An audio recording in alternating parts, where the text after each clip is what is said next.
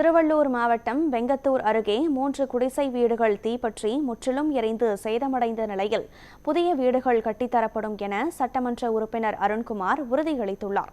காருண்யா நகர் பகுதியில் வசித்த சுப்பிரமணியன், கார்த்திகேயன் மற்றும் ரங்கநாதன் ஆகியோரின் குடிசை வீடுகள் திடீரென தீப்பற்றி எரிந்தன. தகவலறிந்து தீயணைப்புத் துறையினர் விரைந்து சென்று தீயை கட்டுப்படுத்தினர்.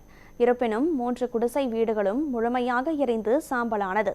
சம்பவ இடத்திற்கு நேரில் சென்ற திருவள்ளூர் சட்டமன்ற உறுப்பினர் அருண்குமார் பாதிக்கப்பட்ட குடும்பங்களுக்கு ஆறுதல் தெரிவித்தார். பாதிக்கப்பட்டவர்களுக்கு அரசின் சார்பில் புதிய வீடுகள் கட்டித்தரப்படும் என்றும் உறுதியளித்தார்.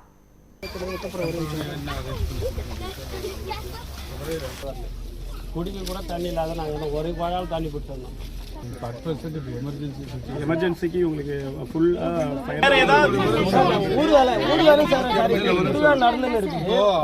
சார் என்ன சொல்றாருன்னா, இந்த இடத்துக்கு பட்டா கொடுக்க முடியாது, உங்களுக்கு ஒரு மாற்று இடம் கொடுத்து 15 நாளைக்கு டைம் கொடுங்க. 15 நாள் கழிச்சு திருப்பி நானே இங்க வரேன், வந்து என்ன முடிவோ சொல்றேன்.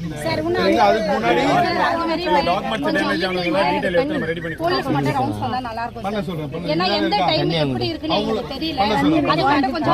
பண்ண சொல்லுவோம். இப்போதைக்கு அவங்களை வந்து இப்படி போற எந்த வண்டியா இருந்தாலும் உள்ள வந்தது